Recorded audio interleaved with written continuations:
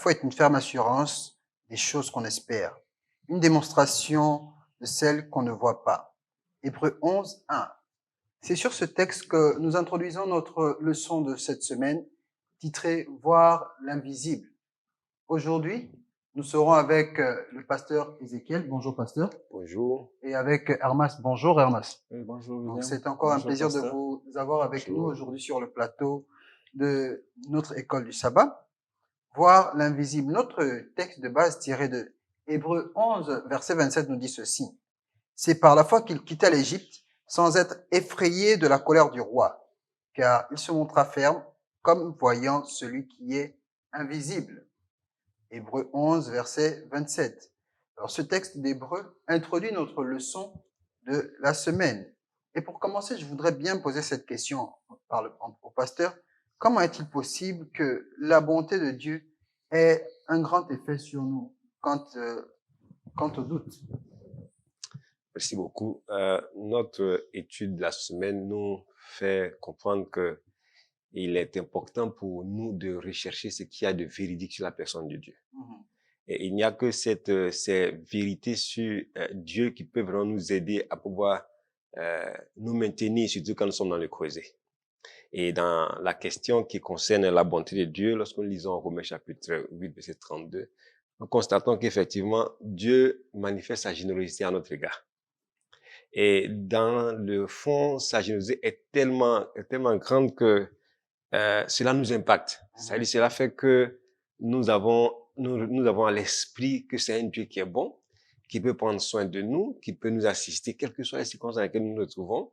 Et cela fait que ça change notre vision de la vie, de la vie chrétienne et fait que nous nous engageons de plus en plus. Donc, dans ce contexte, la bonté de Dieu est une vérité sur Dieu que nous devons réellement assimiler pour que cela soit vraiment je dirais un réconfort pour nous.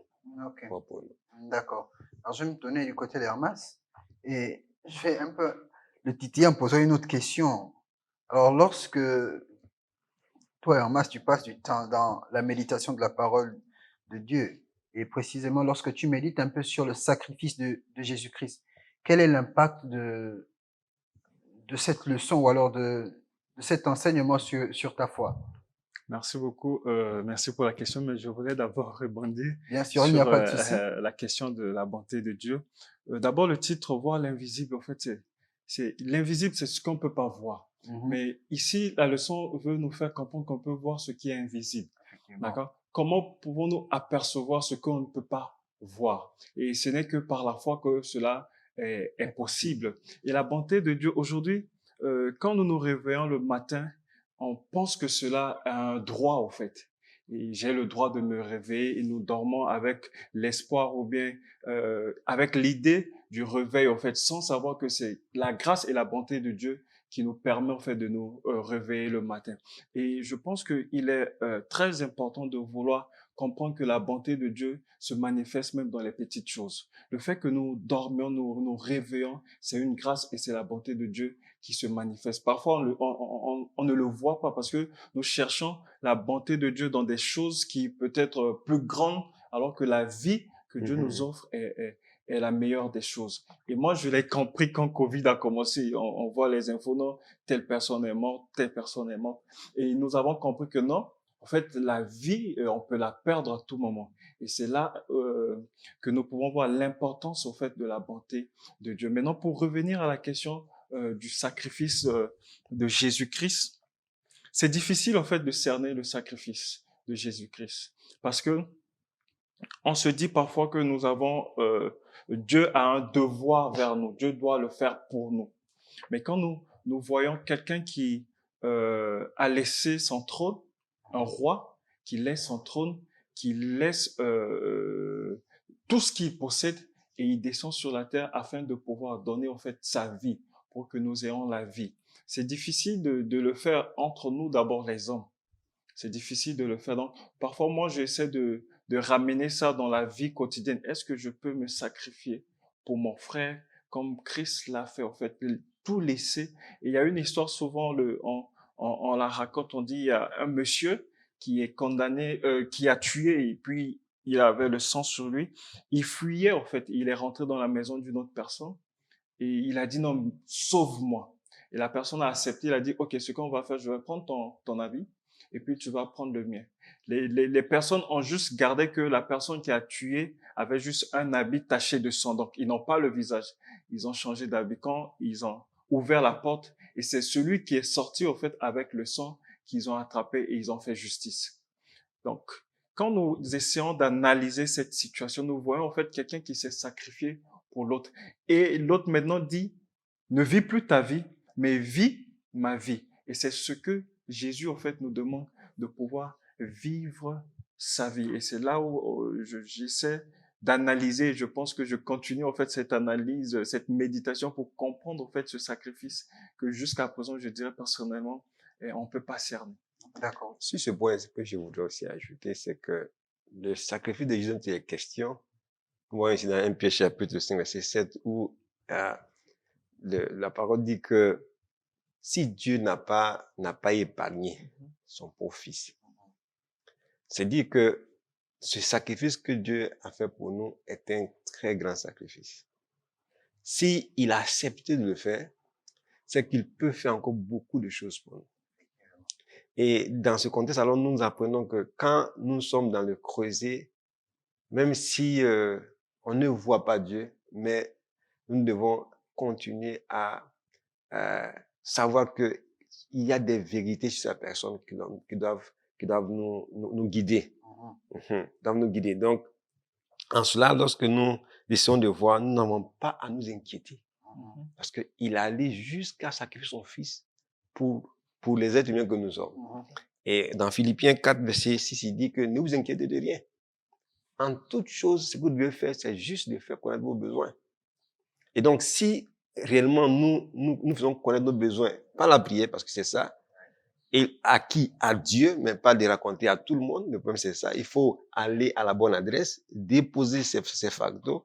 Le Seigneur est toujours prêt à nous aider. Et donc, c'est ce point de sacrifice, de l'engagement de Dieu à soutenir ses enfants quand ils sont dans l'inclusion, quelles que soient les circonstances, est un point assez important. Et pour ajouter, au fait, quand nous sommes dans le creuset, on a tendance même à oublier le sacrifice. Le sacrifice que Jésus a fait. Et on pense que le creuset est plus grand que le sacrifice que Dieu a offert pour nous. Alors que si nous voyons l'invisible, parce que nous n'avons pas vu Jésus se sacrifier, mais nous croyons par la foi. Et quand nous lèvons les yeux vers le ciel et nous pouvons en fait comprendre et croire par la foi que nous pouvons sortir. Quelqu'un dit, tout le monde peut être dans un caniveau, mais d'autres, au lieu de baisser la tête, voir en fait le désordre qui s'y trouve en bas, ils lèvent la tête pour voir les étoiles dans les cieux. Donc nous, passant dans le creuset, nous devons plus avoir l'assurance que non, Jésus-Christ s'est déjà sacrifié. Dieu a déjà donné ce qu'il a de plus cher. Et certaines personnes disent même que si Dieu a donné son fils pour nous, est-ce qu'il nous aime pas plus que son fils? Vous voyez déjà, donc il a tout donné, il a donné jusqu'à son fils. C'est-à-dire, quel que soit le creuset dans lequel nous passons, avec foi, par la prière, nous pouvons faire part de nos besoins. Et je crois fermement que Dieu exauce toujours nos prières. Effectivement, Dieu exauce toujours nos prières. Alors, dans Jean 14, au verset 13 et 14, Jésus-Christ dit ceci lorsqu'il s'adresse à ses disciples.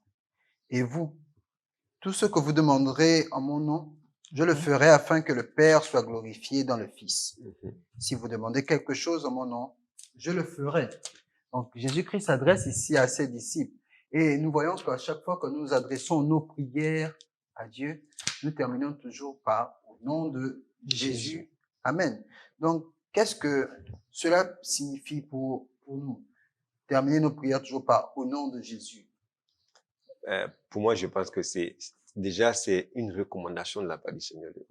Donc, pour moi, c'est un acte d'obéissance. Et aussi, on reconnaît que nous ne sommes pas capables de quoi que ce soit.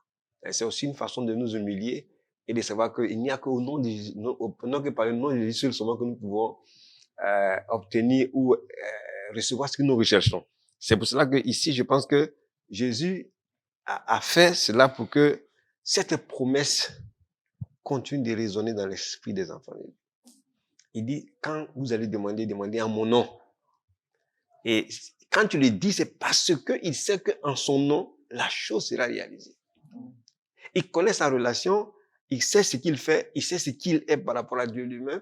Et donc, quand il nous donne cette recommandation, je crois que il faut simplement suivre cela. Il faut simplement suivre cela. Et je pense que ce que nous demandons au Seigneur, nous pourrons l'obtenir. Oui, moi, je dirais, pour ajouter à ce que le pasteur a dit, quand nous voulons entrer dans un pays où nous ne sommes pas du pays, nous avons besoin du visa. Okay, le nom de Jésus est comme notre visa. Donc, quand tu brandis le visa, on te laisse entrer dans le pays parce que tu as l'autorisation. Le nom de Jésus nous permet en fait de pouvoir avoir accès à ceux dont nous n'avons pas accès. Et maintenant, ce qui est très important de souligner, à part le nom de Jésus-Christ, quand on veut faire une demande de visa, qu'est-ce qu'il faut faire? Il faut remplir les conditions.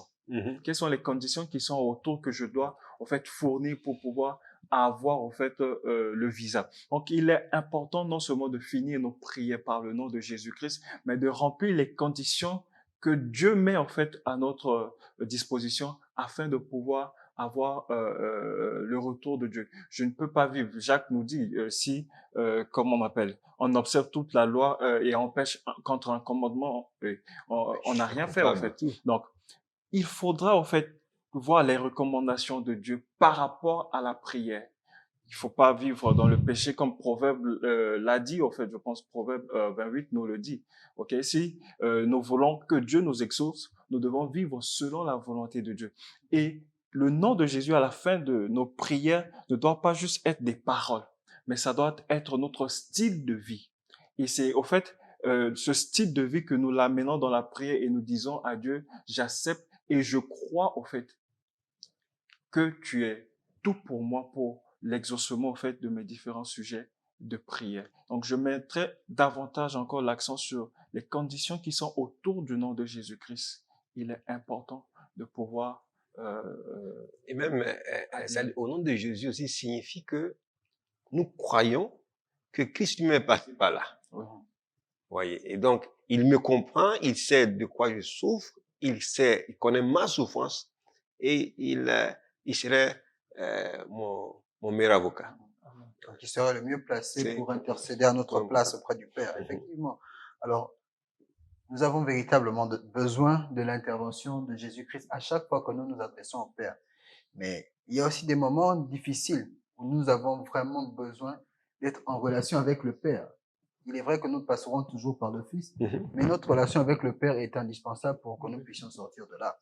Alors, à un certain moment, nous avons des difficultés. Donc, que pouvons-nous faire à notre niveau afin de permettre à ce que la puissance de Christ ressuscité puisse agir librement dans nos vies?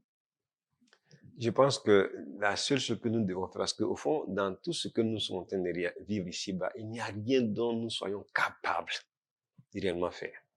Si la puissance de Christ n'est pas avec nous, le Saint-Esprit n'est pas avec nous, le Seigneur lui n'est pas avec nous, on ne peut rien faire. Ce que nous devons faire, c'est de nous abandonner tout simplement à cette puissance-là. Oui, nous pouvons juste comprendre que Dieu est tout puissant. Parfois, on a du mal à croire. On le prêche même, je le dis, très facilement. On l'enseigne facilement. Non, Dieu est tout puissant, mais quand on se trouve dans le creuset, on est le premier même à crier. Ah, est-ce que Dieu existe? Est-ce que Dieu existe? Et c'est normal, on est humain. Mais on doit beaucoup plus s'accentuer dans une communication, dans notre communion avec Dieu, afin que dans le creuset, nous puissions voir l'invisible, en fait. C'est ça, quand on passe les moments difficiles, on sait que non. Job, dans ces moments difficiles, a dit, oui, je sais que mon Rédempteur est vivant. Il se lèvera le dernier. Donc, quel que soit le moment que nous passons, nous devons avoir l'assurance que oui, Dieu, il est là et qui me fera voir le salut. Et l'invisible également, on peut dire que ça doit pas être seulement par rapport à nos sujets de prière. C'est pas seulement nos sujets, nos désirs. Parce que Dieu a un plan pour nous. Il a dit, je connais les projets que j'ai pour vous. C'est des projets de bonheur. Donc, Dieu n'a pas un mauvais plan pour moi en tant qu'enfant de Dieu. Il a un projet de bonheur. Donc, mon plan, pour moi, ça peut être bon, mais pour Dieu est meilleur. Et Dieu réserve toujours le meilleur pour ses enfants. Ok. Dieu réserve toujours le meilleur pour ses enfants. Mais il nous a été démontré que par défaut, notre nature humaine nous pousse à aller vers Dieu quand tout va mal. Oui. Donc, quand tout va mal, beaucoup d'entre nous se rappellent véritablement que Dieu est là et qu'ils ont besoin de lui. Et quand tout va bien, on est assis et on ne se plaint pas. Alors donc, moi, je voudrais bien poser cette question encore. Pourquoi nous attendons que tout puisse aller mal, que le désespoir soit là, afin que nos yeux se tournent vers Dieu? Pourquoi nous attendons simplement ce moment-là? Bon, le plus souvent, c'est notre nature humaine, c'est-à-dire que quelquefois, on veut essayer de trouver une solution à ce qui nous arrive. On peut même des fois penser même que non, ce n'est rien, on sera en mesure de surmonter cette situation. Et on compte sur nos forces, on compte sur nos capacités nous-mêmes. Et on oublie que le chemin peut être long. Et très souvent, on trouve aussi que c'est trop simple de s'attendre à ce que voilà, Dieu intervienne simplement et je vais voir moi ce que je peux faire. Donc c'est quelquefois cette cet esprit je dirais, d'orgueil qui fait que bon, je pense que je peux moi-même surmonter ou bien je pense que j'ai les moyens. Quelquefois, on pense même que en tant que chrétien, on est suffisamment expérimenté. Mais suffisamment expérimenté pour pouvoir surmonter telle ou telle situation. Et quelquefois, on est surpris que peut-être même si c'est la plus petite situation, moi, j'ai toujours remarqué que les choses, ces stages qui m'arrivent, là où je pense que je serais beaucoup plus capable de surmonter, c'est là où je ne fais absolument rien. Ouais. Et donc, je pense que c'est juste ça, quoi. C'est que bon, on pense qu'on est capable. Oui, quelqu'un dit Dieu n'est pas un roue de secours. Dieu n'est pas. Dieu n'est pas. Et c'est ce qu'on fait de Dieu notre roue de secours. On a nos 4 pneus et c'est quand ça va mal, on va chercher, en fait, le roue de secours. Dieu n'est pas un roue de secours. Et Israël a fait ça avec Dieu face à Haï. Quand ils ont eu des victoires, ils disent non, mais Haï, c'est une petite ville. Oui. On peut aller battre Haï très facilement, sans vouloir consulter Dieu, sans vouloir appeler Dieu, au fait, afin qu'il puisse continuer les batailles pour eux. Et on a vu la défaite d'Israël était grande face à Haï. Donc, c'est l'homme, en fait, on pense être capable face à nos situations. Et surtout, ça vient quand on a eu des victoires. Ouais. On a eu des victoires sur victoires. Peut-être tu as fait des examens. Je donne l'exemple pour un étudiant, il a eu tellement d'examens, il dit, bon, histoire géo, ça c'est rien. J'ai eu en maths, j'ai eu en SVT, j'ai eu en ceci, histoire, c'est rien, ou bien en français, dicté, ou bien quoi. Et on néglige la chose parce que, bon, j'ai pas besoin de déranger Dieu, j'ai pas besoin de bosser.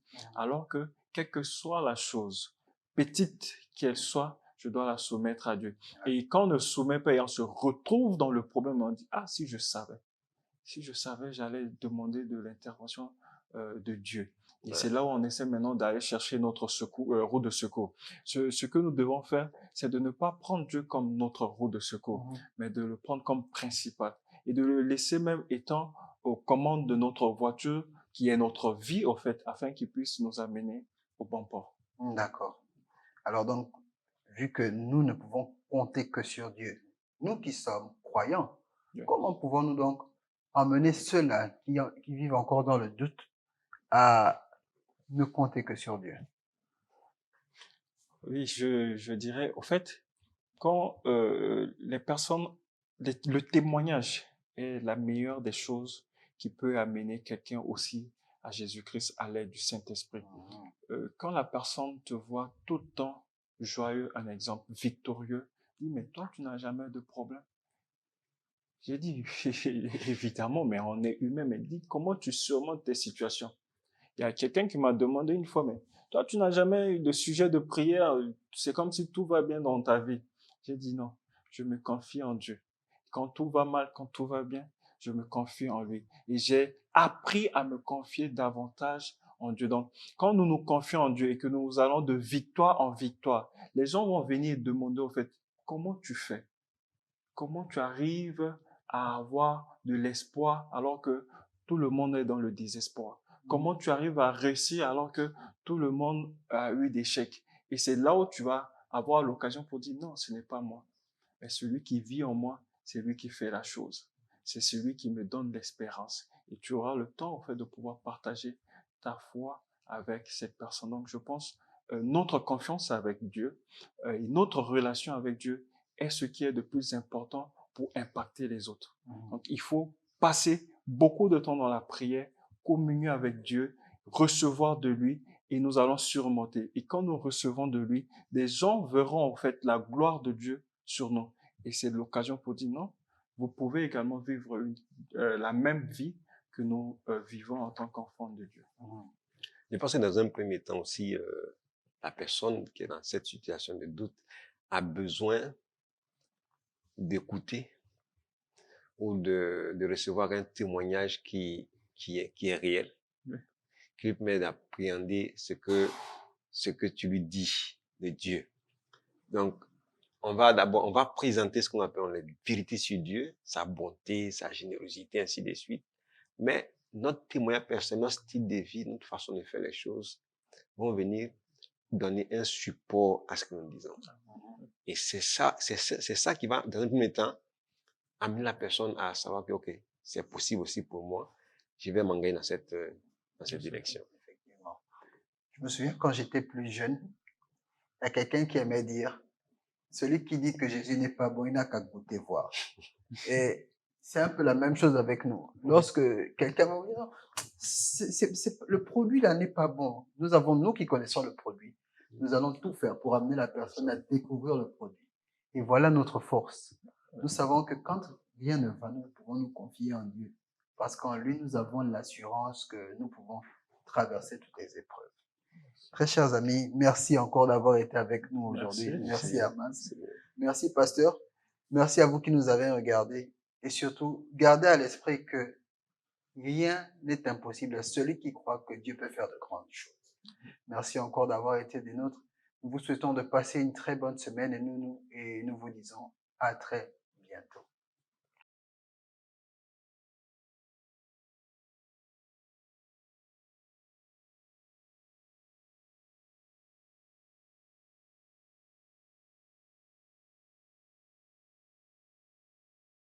Si vous avez aimé cette leçon, n'hésitez pas à mettre un petit pouce. Et surtout, abonnez-vous et laissez-nous des commentaires afin que nous aussi nous puissions savoir quelles sont vos impressions par rapport à la leçon. Je vous invite également à partager avec le maximum de personnes afin que vous, moi et toutes ces personnes soient touchées et impactées par le message qui nous est donné par le Seigneur.